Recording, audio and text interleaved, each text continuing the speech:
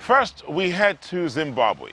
After the land reforms, many farmers there weren't sure how to best work the land. Many still practiced the traditional methods such as slash and burn, which, as we know, has a devastating effect on the environment. One man with a lot of experience has set up a foundation for farming to teach the rural farmers how to work according to environmentally friendly methods. The result? Higher yields and better soil protection. Have a look.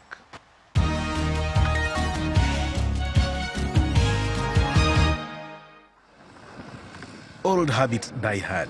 Many of Zimbabwe's farmers employ methods that damage the environment, like slash and burn or deep plowing. Instead of making soil more fertile, they achieve the opposite: lower yields, leached soils, and air pollution. To reduce the negative impact for both farmers and environment, pioneering Brian Aldreves looked for alternative agricultural methods that could preserve the soil instead. There's a blanket over the earth here, and you see maize stover from last year, and there's still some wheat stover, at least soybean stover from 2 years ago.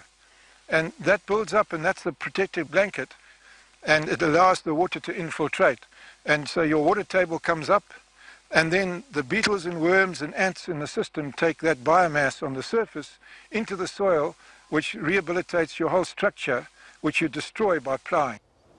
Aldreves' organization, Foundations for Farming, was founded after he lost his own farm during Zimbabwe's land reform back in 2000. Instead of giving it to Enga, he decided to share his expertise with other farmers. His foundation teaches the basic principles of conservation agriculture and the best ways to optimize yields when using its methods. A concept that also produces a lot of benefits for the farmers, says agronomist Herbert Muzamba. You are minimizing your production costs in terms of fuel. You are minimizing your compaction of the soil, which normally comes from the plowing and the tractor itself. It compacts the soil. You are also minimizing the loss of water and some nutrients. The foundation's work has been tremendously successful. Many small farmers who have employed Brian Aldreves' methods have consistently increased the size of their cereal crop.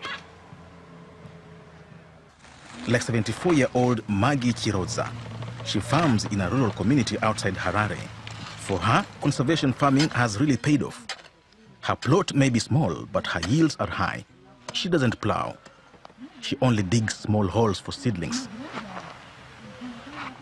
I used to harvest no more than 3 50-kilogram bags of maize per season in my field. But after the training at the foundation, I harvested 10 bags from 1/4 of an acre. That's when I recognized the benefits. It motivated me immensely, and I never looked back. Training sessions generally last for a fortnight per group. Up to 20 farmers take part. They focus mainly on smart agriculture techniques.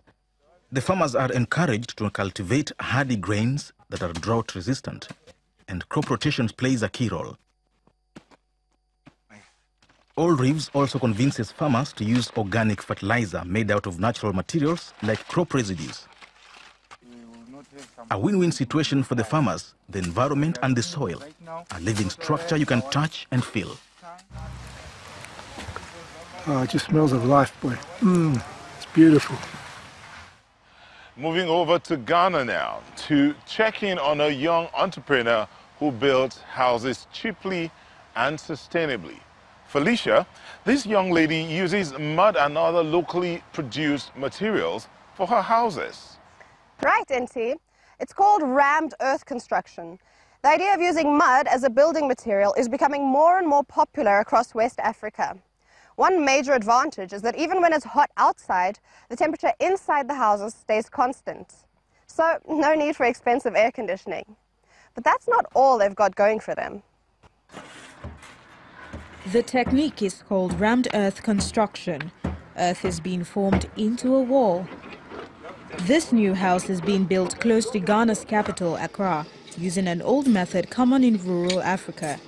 Now it's becoming popular in cities. Kwame Deyer and Joel Asen founded the company in 2016.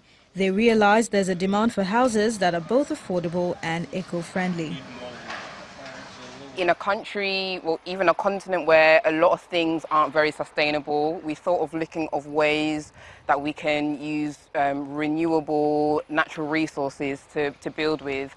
Most homes in Ghana, they use, cement, materials that are imported. So we just thought, let's look to see what we can actually get in Ghana to build with.